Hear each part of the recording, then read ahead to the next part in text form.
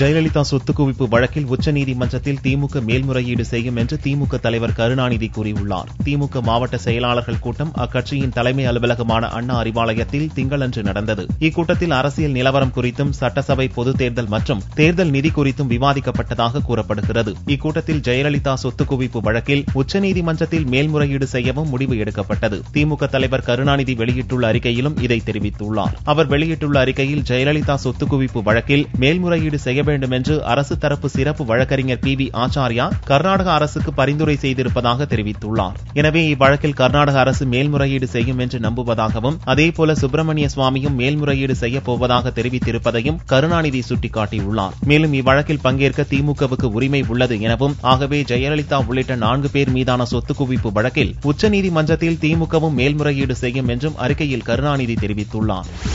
ஜெயலலிதா வழக்கில் அப்பீல் செய்வது குறித்து ஆராய்ந்து வருவதாக சித்தராமையா கூறினார். பெங்களூரில் நிருபர்களுக்கு பேட்டியளித்த கர்நாடக முதல்வர் சித்தராமையா, ஜெயலலிதா சொத்து வழக்கில் மேல்முறையீடு செய்வது பற்றி கர்நாடக அரசு விரைவில் முடிவு செய்யும் என்றார். இது தொடர்பாக அரசு வக்கீல் ஆச்சாரியா, கர்நாடக அரசு தலைமை வக்கீல் ரவிவர்மகுமார் ஆகியோரது கருத்துக்களை கர்நாடக சட்டத்துறை ஆராய்ந்து வருவதாகவும் சித்தராமையா கூறினார். இதனிடையே சொத்து குவிப்பு வழக்கின் மூல புகார்தாரரான சுப்பிரமணிய சுவாமி கூறுகையில், கர்நாடக அரசு மேல்முறையீடு செய்யாவிட்டால் ஜூன் 1ஆம் தேதிக்கு பிறகு தான் உச்சநீதிமன்றத்தில் அப்பீல் செய்வேன் என்றார்.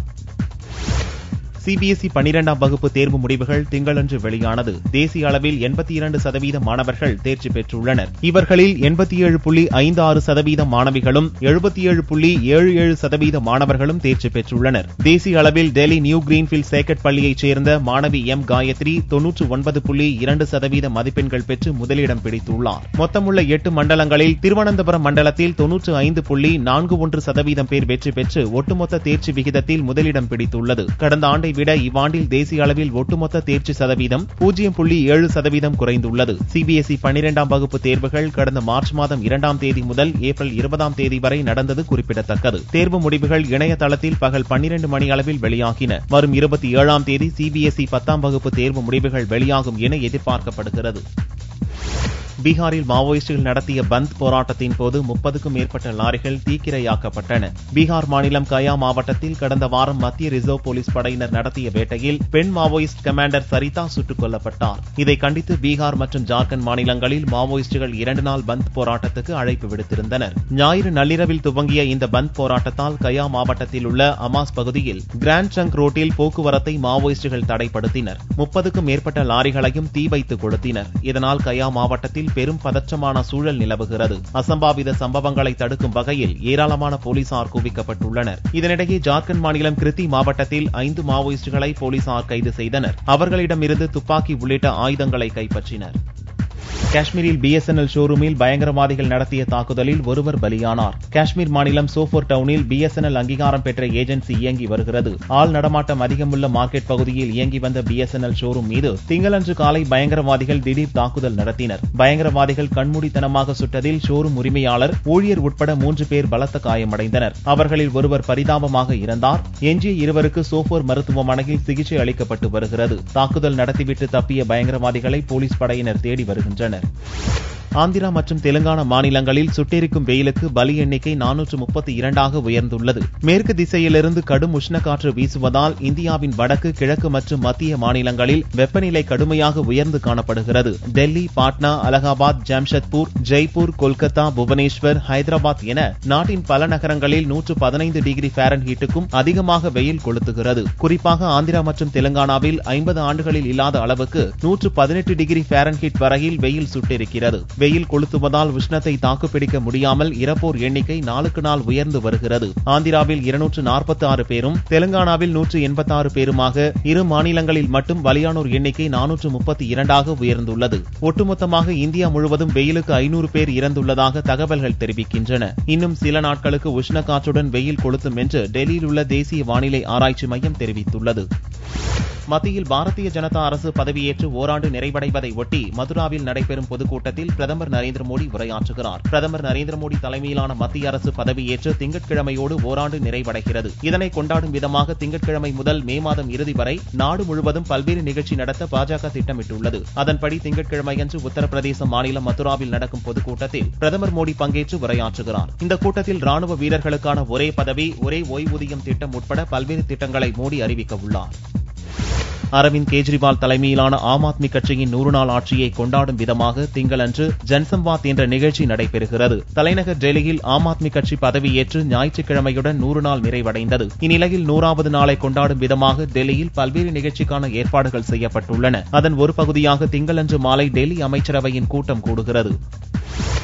கர்நாடக அரசு தமிழக முதல்வர் ஜெயலலிதா வழக்கில் மேல்முறையீடு செய்யக்கூடாது என்று ஆந்திர மாநில நகரி சட்டமன்ற உறுப்பினர் ரோஜா கேட்டுக் கொண்டுள்ளார். தென்மண்டல ரயில்வே பொது மேலாளர் அசோக்குமார் அகர்வாலை ஆந்திர மாநிலம் நகரி பகுதியின் சட்டமன்ற உறுப்பினர் ரோஜா சந்தித்து மனு ஒன்றை அளித்தார். அதில் தன் தொகுதிக்கு உட்பட்ட ரயில் நிலையங்களில் அடிப்படை வசதி செய்ய தர வேண்டும் என கோரிக்கை விடுத்துள்ளார். பின்னர் செய்தியாளர்களிடம் பேசிய அவர், தமிழக முதல்வர் ஜெயலலிதா வழக்கிலிருந்து விடுதலையானது தனக்கு மகிழ்ச்சி அளிப்பதாகவும் கர்நாடக அரசு ஜெயலலிதா வழக்கில் மேல்முறையீடு செய்யக்கூடாது என்றும் கேட்டுக் கொண்டார். ஜெயலலிதா அம்மா மறுபடி முதலமைச்சர் ஆனது எனக்கு ரொம்ப சந்தோஷமா இருக்கு. அண்ட் கர்நாடகா கவர்மெண்ட் கூட நான் இங்கேருந்து அவங்கள ரிக்வெஸ்ட் பண்ணிருக்கேன். ஏன்னா இப்போ உங்க கர்நாடகா ஜனங்களை காவேரி தண்ணிக்காகவோ இல்ல கரண்ட்டுக்காகவோ நீங்க அம்மா கூட ஃபைட் பண்ணா உங்க ஜனங்களுக்கு நல்லது நடக்கும். ஆனா தமிழ்நாட்டில் இருக்கிற ஒரு பார்ட்டி பொலிட்டிக்கல் வெஞ்சன்ஸ்ல வச்ச கேஸ் நீங்க மறுபடி அப்பீல் பண்ணணும்னு நினைச்சா அது உங்க ஜனங்களுக்கு உபயோகம் இல்ல. திருவண்ணாமலை அருகே பிச்சைக்கார பெண்ணை மர்ம நபர்கள் பலாத்காரம் செய்து தலையில் கல்லை போட்டு படுகொலை செய்தனர். திருவண்ணாமலை அருகே சேத்துப்பட்டு பகுதியில் உறங்கிக் கொண்டிருந்த சந்திரலேகா என்ற பிச்சைக்கார பெண்ணை அப்பகுதியைச் சேர்ந்த வாலிபர் பலாத்காரம் செய்தார். இந்த சம்பவத்தை தட்டி கேட்ட 60 வயதான சுகருக்கும் அந்த வாலிபருக்கும் தகராறு ஏற்பட்டது. இதில் வாலிபர் ஆத்திரமடைந்து சுகர் மீது கல்லை போட்டு கொலை செய்து தப்ப முயன்றார். வாலிபரை மடக்கி பிடித்த பொதுமக்கள் சேத்துப்பட்டு போலீசாரிடம் ஒப்படைத்தனர். இந்த சம்பவம் குறித்து சேத்துப்பட்டு போலீசார் விசாரணை நடத்தி வருகின்றனர். நாமக்கல் அருகே சுற்றுலா வேனும் காரும் நேருக்கு நேர் மோதிய விபத்தில் 2 பெண்கள் உட்பட 4 பேர் பலியாகினர். திருச்சியிலிருந்து நாமக்கல் நோக்கி சுற்றுலா வேன் ஒன்று வந்தது. குப்பம்பாளையம் அருகே வந்தபோது எதிரே வந்த கார் மீது நேருக்கு நேர் மோதியது. இந்த விபத்தில் காரில் இருந்த அணியாபுரத்தைச் சேர்ந்த ராஜா, ஜானகி, சுகுணா மற்றும் கதிர் ஆகியோர் சம்பவ இடத்திலேயே உயிரிழந்தனர். இறந்தவர்கள் அனைவரும் நாமக்கல்லில் உள்ள ஒரு பேக்கரியில் பணியாற்றும் ஊழியர்கள் என்பது போலீஸ் விசாரணையில் தெரியவந்தது. அனைவரது உடலும் மீட்கப்பட்டு பிரேத பரிசோதனைக்காக மருத்துவமனைக்கு அனுப்பி வைக்கப்பட்டது. அத்தியாவசிய பிரச்சினைகளை தீர்க்க அரசியல் கட்சிகள் ஆர்வம் காட்டாததை கண்டித்து புதுச்சேரியில் பொதுமக்கள் போராட்டத்தில் குதித்துள்ளனர். புதுச்சேரி மக்களின் அத்தியாவசியமான தேவைகளில் முக்கியமானதான மின்சார கட்டணம் கடந்த 4 ஆண்டுகளில் 8 முறை உயர்த்தப்பட்டுள்ளது. இதனால் மக்கள் பெரிதும் பாதிக்கப்பட்டுள்ளனர். மின் கட்டண உயர்வுகள் குறித்து இங்குள்ள அரசியல் கட்சிகள் கவனம் செலுத்தி போராட்டத்தில் ஈடுபடவில்லை. எம்எல்ஏக்களும் சட்டசபையில் பேசவில்லை. இதனால் அதிருப்தியடைந்த சாரம் மற்றும் தென்றல் நகர் பகுதியைச் சேர்ந்த பொதுமக்கள் மின்சார பிரச்சினைக்கு தீர்வு காண வேண்டும் என்ற கோரிக்கையை முன்வைத்து திங்களன்று போராட்டத்தில் ஈடுபட்டனர். மின் கட்டண உயர்வை குறைக்க வேண்டும், ஸ்மார்ட் மீட்டர் திட்டத்தை உடனே ரத்து செய்ய வேண்டும் என வலியுறுத்தி முக்கிய வீதிகளின் வழியாக ஊர்வலமாக சென்று கலெக்டர் அலுவலகத்தில் மனு அளித்தனர். வேலூர் மாவட்டம் ஆம்பூர் துத்திப்பட்டியில் குடிநீர் கேட்டு காலி குடங்களுடன் பொதுமக்கள் சாலை மறியலில் ஈடுபட்டனர். வேலூர் மாவட்டம் ஆம்பூர் அருகே துத்திப்பட்டு கிராமம் புதுமனை பகுதியில் கடந்த 6 மாத காலமாக முறையாக குடிநீர் வழங்கப்படவில்லை. இதனால் அதிருப்தியடைந்த பொதுமக்கள் ஊராட்சி நிர்வாகத்தை கண்டித்து ஆம்பூர் பேரணாம்பட்டு சாலையில் காலி குடங்களுடன் மறியலில் ஈடுபட்டனர். இதனால் 1.5 மணி நேரம் போக்குவரத்து பாதிக்கப்பட்டது. போலீசார் பேச்சுவார்த்தை நடத்தி குடிநீர் வழங்குவதற்கு நடவடிக்கை எடுப்பதாக உறுதியளித்த பின்னர் பொதுமக்கள் மறியலை கைவிட்டனர். தரமில்லாத கட்டடங்களால் அரசுக்கு சங்கடம் ஏற்படுவதாக புதுச்சேரி முதல்வர் ரங்கசாமி தெரிவித்தார். புதுச்சேரி பில்டர்ஸ் அசோசியேஷனின் புதிய நிர்வாகிகள் பதவியேற்பு விழாவில் முதல்வர் ரங்கசாமி கலந்து கொண்டார். அப்போது பேசிய அவர், புதுச்சேரியில் 100 ஆண்டு கடந்த பல கட்டடங்கள் இன்றும் உள்ள நிலையில் இவற்றின் கட்டடக்கலை, கட்டுமான தன்மைகள் வியப்பில் ஆழ்த்துவதாக தெரிவித்தார். மேலும் நாகரிக வளர்ச்சி கட்டடங்களை வைத்தே அளவிடப்படுகிறது என்றும் அப்படி கட்டும் கட்டடம் தரமானதாகவும் உறுதியாகவும் இருக்க வேண்டும். கட்டடங்கள் தரமின்றி கட்டப்பட்டு பொதுமக்களுக்கு பாதிப்பு ஏற்படும் போது அரசிற்கே சங்கடம் ஏற்படுவதாக ரங்கசாமி வருத்தம் தெரிவித்தார். அழிந்து வரும் காங்கேயம் இன காளைகளை பாதுகாப்பதை வலியுறுத்தும் விதமாக திருப்பூரில் நாட்டு மாடுகள் கண்காட்சி நடைபெற்றது. கொங்கு மண்டலத்தில் முக்கியமாக திருப்பூர், ஈரோடு உள்ளிட்ட பகுதிகளில் காங்கேயம் இன காளைகள் மக்களால் விரும்பி வளர்க்கப்பட்டு வருகிறது. சமீப காலமாக இவ்வகை காளை இனங்கள் மெல்ல மெல்ல அழிந்து வருகிறது. காங்கேயம் இன காளைகளில் காரி, செவலை, மயிலை உள்ளிட்ட பல வகைகள் உள்ளன. பாரம்பரியமிக்க இவ்வகை காளை இனங்களை பாதுகாப்பதை வலியுறுத்தும் விதமாகவும் கோடை காலத்தில் பொதுமக்களுக்கு காங்கேயம் இன காளைகளின் முக்கியத்துவத்தை உணர்த்தும் விதமாகவும் திருப்பூரில் உள்ள நஞ்சப்பா ஆண்கள் மேல்நிலைப் பள்ளியில் கிரீன் அண்ட் கிளீன் விவசாயிகள் மற்றும் குதிரை வளர்ப்போர் சங்கம் விவசாயிகள் சார்பில் நாட்டு மாடுகள் கண்காட்சி நடைபெற்றது. இதில் 200க்கும் மேற்பட்ட காங்கேயம் இன காளைகள் கலந்து கொண்டன. தங்கத்தின் விலையில் திங்களன்று சவரனுக்கு 8 ரூபாய் அதிகரித்து ஒரு சவரன் 20,584 ரூபாய்க்கு விற்பனையானது. 1 கிராம் ஆபரண தங்கம் 2,573 ரூபாயாக இருந்தது. வெள்ளி 1 கிராம் 30 காசுகள் குறைந்து 41 ரூபாய் 80 காசுகளுக்கு விற்பனையானது. பார் வெள்ளியின் விலை 39,090 ரூபாயாக இருந்தது.